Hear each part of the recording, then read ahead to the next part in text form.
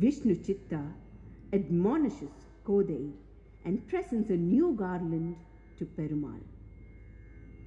Krishna appears in Vishnu Chitta's dream and says he only wants to wear the garland that Kodai has worn.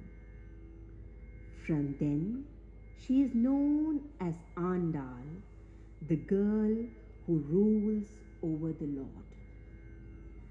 At the age of 15, she is taken to the Sri Rangam Ranganatha Swami temple, and here she merges with her beloved Lord in a blaze of glory.